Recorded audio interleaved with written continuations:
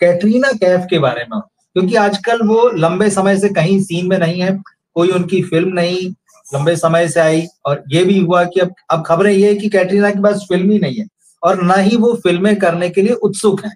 तो इधर कुछ चर्चाएं ऐसी भी चल पड़ी हैं कि अघोषित रूप से वो फिल्मों से संन्यास ले चुकी है और विवाह के बाद में विकी कौशल से।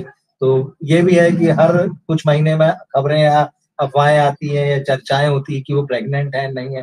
हर एक दो महीने में एक आध वीडियो आ जाता है जिसमें लूज कपड़े पहनी दिखती हैं, तो लोग अटकलें लगाने लगते हैं।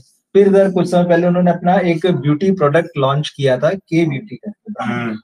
तो मैं ये जानना चाह रहा हूँ कि क्या कैटरीना के करियर पर फुल स्टॉप लग चुका है, अघोषित संन्यास हो चुका है, क्या उनका फ्यूचर जो है, जो ब्यूटी प्रोडक्ट लॉन्च किया है, यहाँ तक सीमित हो गया है, ये थोड़ा सा बताइए। बिल्कुल, देखिए ऐसा है कि आपने एक खबर कही है, मेरे लिए खबर है, आपने तो अलग ही बात की। खबर ये है कि कटरीना के आपने सुना है कि फिल्म में छोड़ दिए हैं। हाँ, ये चल रहा है तो समय से। तब तो हिंदी फिल्मों का बहुत बड़ा उपकार हो गया, बहुत बड़ा उपकार हो गया।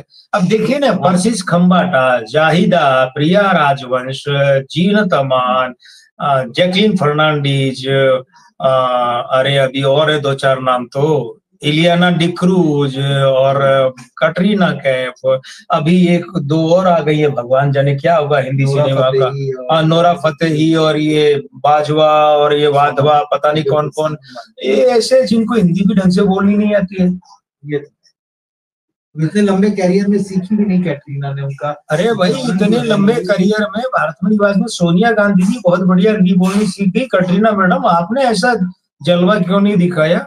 दर्शक आपकी डायलॉग, और आज भी डायलॉग डिलीवरी आप नेचुरल बोले तो लगता है हिंदी का भला करो प्रभु, आप कुछ और ही बोल लो देवी। देखिए, इस बात को निंदा मत समझिए, लेकिन हिंदी सिनेमा के लिए वृत्ति घातक है। जीनी बीबी नाम से जीनत अमान ने जितना कचरा किया सिर्फ अपने तथाकथित सौंदर्य, मैं तो सुंदर भी नहीं मानता, मैं तो नहीं मानता, और प्लास्टिक ब्यूटी भी नहीं थी वो कि उनको ऐसा कहा जाए। तो ये जो चीज है ना, लेकिन अब चूंकि बात आ रही है कि भाई अंक क्या कहते हैं, अब चूंकि फिल्मों से जुड़ा आदमी हूं तो देखिए फिल्मी बात तो निकलेगी मेरे मुंह से। मैंने कहा ना कि मैं न्यूट्रल नहीं हूं लेकिन ऑब्जेक्टिव हूं, तो फिल्मी बात तो निकलेगी। मैं इतना तटस्थ नहीं हो सकता, मतलब तथाकथित न्यूट्रल नहीं हो सकता कि फिल्मी दुनिया को बर्बाद होते देखूं और चुपचाप बैठूं कि मैं तो शरीफ हूं। ऐसी शराफत है, उसका परित्याग कभी कर दिया और सबको कर देनी चाहिए। देखिए, क्षेत्र विशेष, राष्ट्र समाज, जब इनको नुकसान हो रहा हो तो हमारी वो न्यूट्रलिटी किस फायदे की? ठीक है ना। तो 16 जुलाई 1983, अब देखिए इनका जो साथ 16 से बना, तो 6 एक का विरोधी, एक सूर्य का है, पतलेपन का होता है, 6 होता है सुंदरता का, तो ये पतली और सुंदर है। अब वो किन मायनों में कितनी क्या कुछ, देखिए सुंदरता जो है ना, सुंदरता व्यक्तिनिष्ठ होती है, वस्तुनिष्ठ नहीं होती। आपको कोई सुंदर लग सकता है, मुझे नहीं लग सकता। अभी कुछ नाम लूंगा तो हो सकता है विवाद खड़ा हो जाए कि यार आप इन लोगों को सुंदर नहीं मानते। भाई मेरी निजी पसंद है। तो सुंदरता तो देखने वाले की आंखों में होती है, लेकिन फिर भी उसके कुछ मापदंड भी होते हैं, दोनों बातें होती है ना। आप पत्थर को भगवान बना सकते हैं अपनी भक्ति से, लेकिन उस लेवल की फिर भक्ति भी होनी चाहिए। बातों बातों से तो नहीं होगा ना, डायलॉग बाजी से तो नहीं होगा है? अगर, क्योंकि अगर वैसा होगा तो फिर जहर का प्याला भी आपके लिए मीराबाई की तरह विष बन जाए, वो अमृत बन जाएगा, कुछ नुकसान नहीं होगा।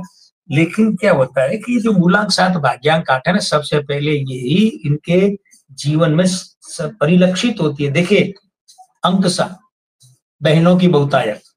हाँ बिल्कुल, एक ही भाई है, बहनें 5 है, 6 7 है, बहुतायत है। उसके बाद में क्या है, इनके जीवन की पहली फिल्म जितनी बड़ी त्रासदी रही, बूम। बूम, कैजात गुस्ताख निर्देशक थे। मैं तो आज भी कहता हूँ कैजात गुस्ताख, जो वो फिल्म बनाई और आयशा श्रॉफ को डुबो दिया, और जैकी श्रॉफ जैसे प्यारे आदमी की बीवी के साथ अमिताभ बच्चन का पेमेंट का कोर्ट केस हो गया था। अब देखिए, तो उसके बाद देखिए, अब ध्यान दीजिएगा, कैटरीना के आपके निजी जीवन पर नजर रखिए। जो निजी जीवन में विवाद और अफेयर और संबंध रहे, वो सब मूलांक 7 भाग्यांक 8 की बलियारी है। मासांक 7 चली तक 2 स्त्री अंक भंग हो गए, टूट गए।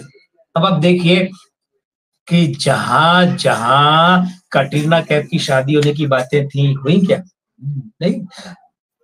मुझे 80 के दशक के अंत का एक याद आ रहा है, एक चुटकुला ही बन गया था वो। परीक्षा में एक बच्चे को प्रश्न आया, अच्छा, उस प्रश्न में ये लिखा हुआ था कि भारत का प्रधानमंत्री कौन है। सरल सवाल है। नहीं, ये कैसे सरल है, ये ऐसे सरल नहीं है। आज अगर कोई पूछ ले भारत का, वो एक और बात, वो तो 11 साल से एक ही जवाब आएगा। और लेकिन हुआ क्या, वो जवाब है तो उस बच्चे ने क्या जवाब लिखा, उसने लिखा कि देखिए ऐसा है कि जब आपने प्रश्न छापा, अच्छा, पेपर बनाया, तब तो राजीव गांधी थे।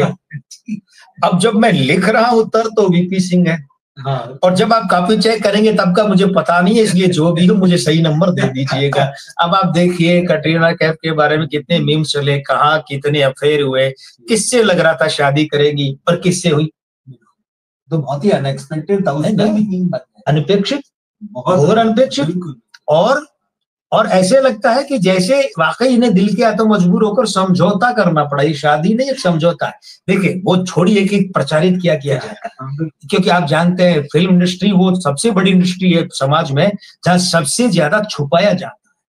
बताया तो कुछ भी नहीं जाता, जितना आपको पता चल जाए, और जो बताया जाता है वो झूठ होता है, क्योंकि वो तो होता ही नहीं है, वही तो बताया जाता है, प्रचार तंत्र है। तो वो एक और बात है। अब ऐसे में देखिए ऐसा है कि इनको उम्र का चल रहा है 43वां साल, और ये 16 जुलाई से शुरू हुआ है। 16 जुलाई से तो ऐसा समय शुरू हो गया कि ये कभी भी फिल्म इंडस्ट्री को बाय बाय ओके टाटा कर दे। और वैसे 41वें 40वें साल में जब से घुसी है, 40वें साल का मतलब ये है कि 16 जुलाई 2022 से ही इनके विदाई के कार्यक्रम तो आरंभ हो गए भाग्य की तरफ से। तो भाग्य की तरफ से इनकी विदाई की जो है ना फ्लाइट, वो रनवे पर चलने लगी। अब तो टेक ऑफ करनी बाकी है, तो फ्लाइट तो रनवे पर चलने से ही हो जाती है ना।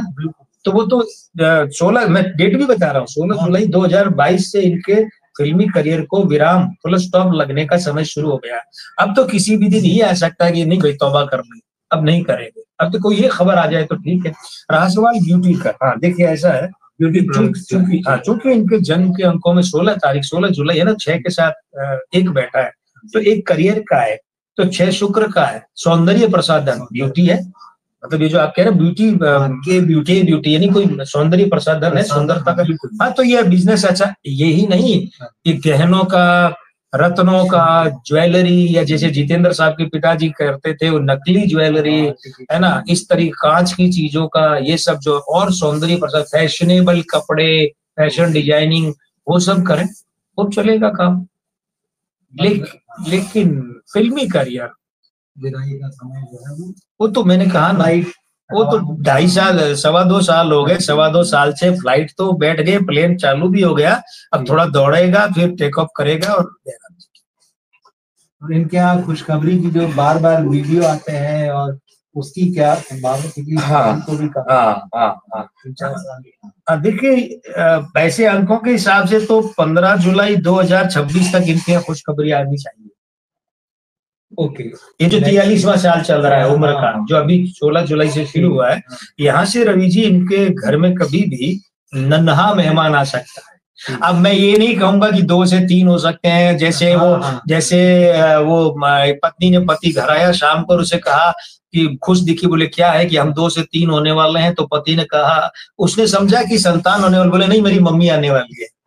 तो 2 से 3 होना ये तो बड़ी गोलमाल भाषा है। मैं तो साफ भाषा में बात कर रहा हूँ कि संतान प्राप्ति भी हो सकती है, या कंफर्म हो जाए कि डिलीवरी है, सुरक्षित है, और फला डेट या फला डेट के आसपास संतान होने वाली है। ऐसा 15 जुलाई 2026 तक कभी भी हो सकता है। खुशखबरी है, हमारी शुभकामनाएं, सफल, सुखी, सहज, सरस दाम्पत्य की।